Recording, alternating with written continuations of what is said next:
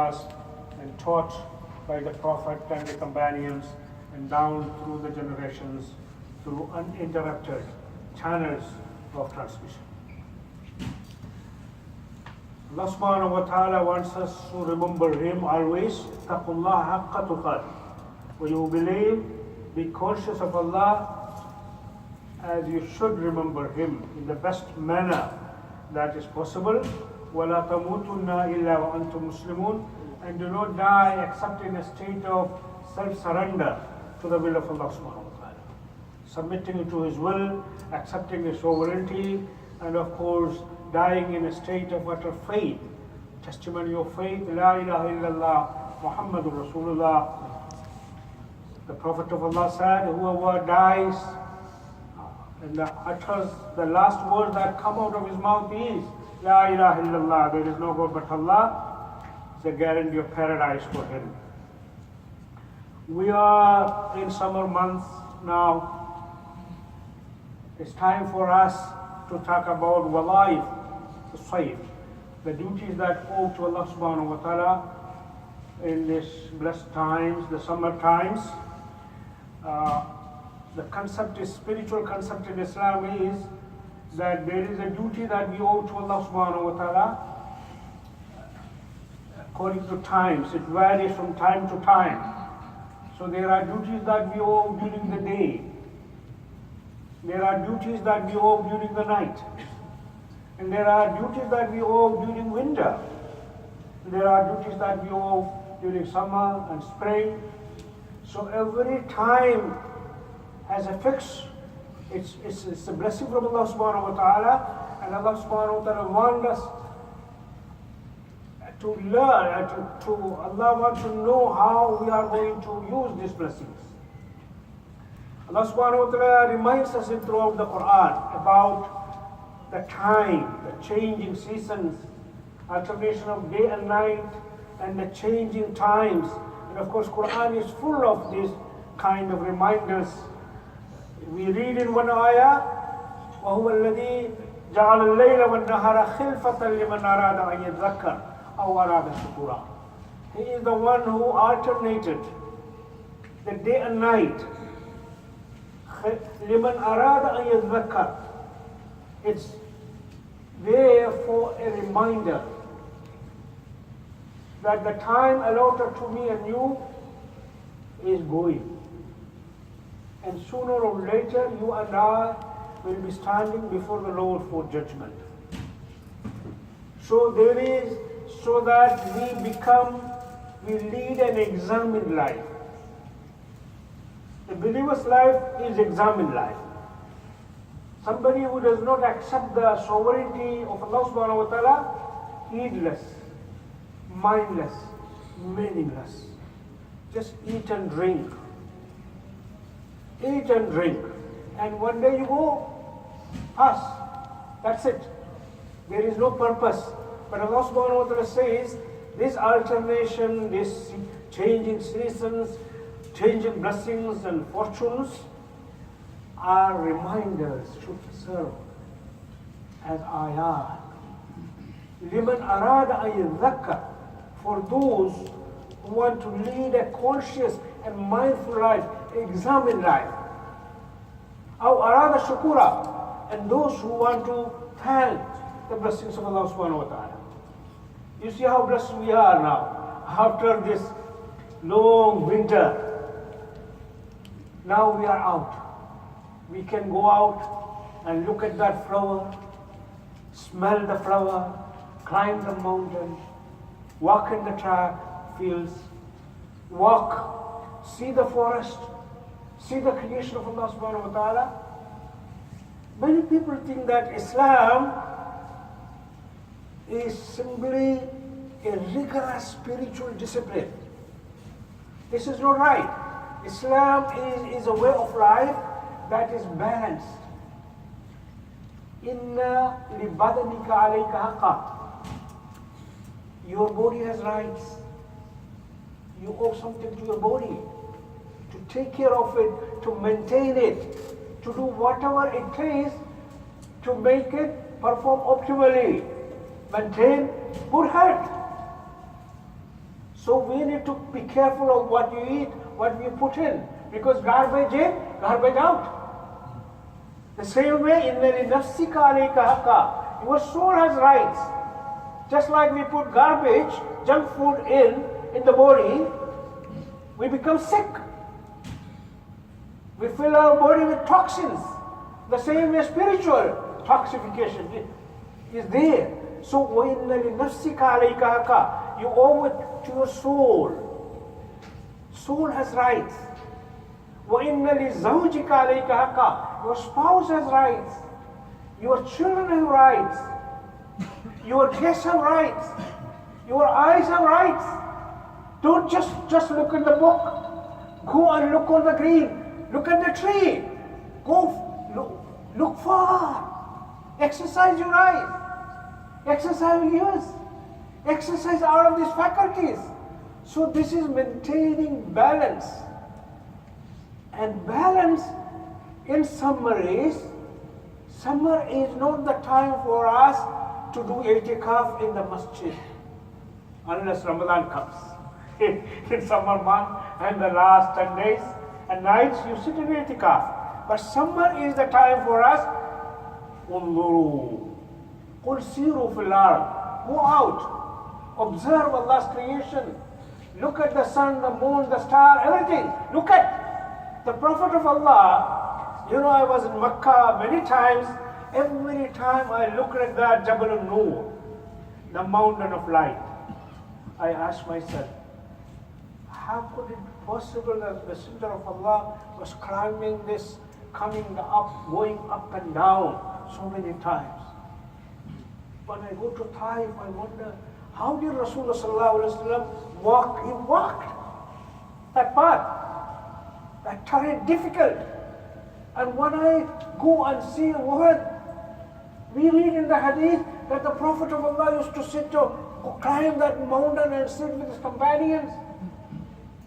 You see, this is the natural way that Islam teaches us. And when there is rain, fresh rain, Rasulullah did not sit.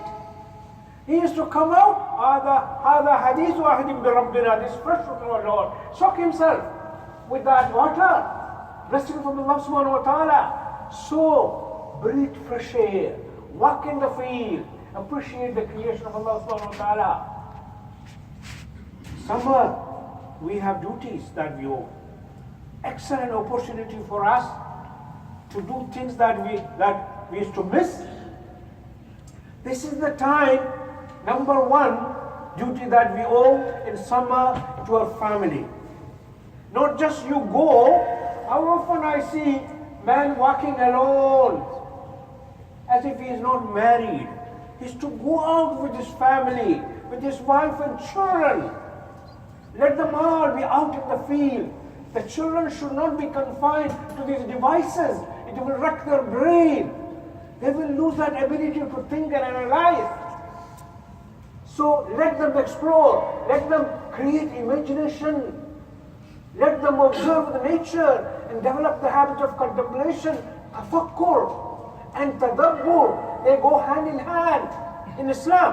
So this is the time for us to make that family bonding, strengthen that family bonding. Go out, have that barbecue or picnic, whatever you can afford. But while doing so, go with the right company. If you are going with others, make sure you avoid the scenes of temptations, because you owe it to your eyes to guard it. Innal ayna tazni. Eyes commit adultery.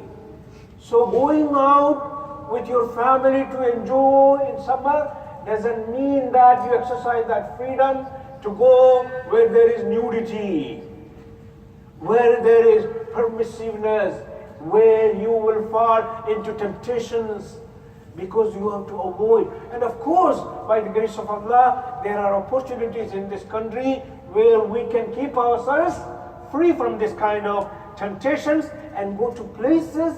If we arrange it and plan it, we can do so. And doing so with families, so that the time for prayer comes, we pray together. And give chance for the children to engage in sports, activities that are lawful entertainment, tarwih. That is Islamic. Tarwih. Rabbihul Qulub, Bayna Hini wa just access outlet, give outlets. It's not always making dhikr. It's always not always making salah. That is, the body has rights. Exercise and make tarwih, outlet, outlet. And so family bonding and avoiding the temptation somewhat as much as possible. And then of course, this is the time for us to have open houses in the masjid. Let the masajid open the doors to welcome non-Muslims so that they see what Islam is exposed to. How often there are so many cases in America and Europe where people who had nothing but negativity about Islam and Muslims, they were given a chance to enter the masjid. I remember a young man who was determined to join the army. I wrote about him in one of the articles I published. This man, I was making research, this man was determined to join the army to fight Muslims. But before doing so, when he passed by a masjid, he said to himself, before I do that, let me go in and see what these people are. He wanted to arm himself with knowledge. And he, of course, he wanted to reinforce everything negative that he had acquired. He had learned from the media and the other sources. But once he was inside the masjid, because Allah subhanahu wa ta'ala wanted to guide him, he questioned all of his judgment. And of course, what happened? He came out changed. He had a gun hidden in his pocket, ready to use it. But the man came out, changed, he became a Muslim, and the next thing is, of course, he is joined the faculty of medicine or whatever, and he became the president of MSc in the university, and he is an ambassador of Islam now. And you know what happened to the late Amina Silmi, rahmatullahi alayha. Actually, she had joined the university to meet Arab students, to convert them to Christianity. Both she and her husband had joined, and with the sole mission of converting these Muslims to Christianity. But of course, she said, instead of me converting them, they ended up converting me, of course, because she was exposed to the beauty of Islam. And later on, her husband, she was forced to divorce her husband, but years after, husband also converted to Islam after they had fought for the kids in the court. And the man was given the custody of the children, but later on, years after, the same husband, Allah subhanahu wa ta'ala guided him to Islam, and the whole children, all the children were guided to Islam. You see, so here is an opportunity for us, because we don't need to talk much. Open the doors, arrange a good program.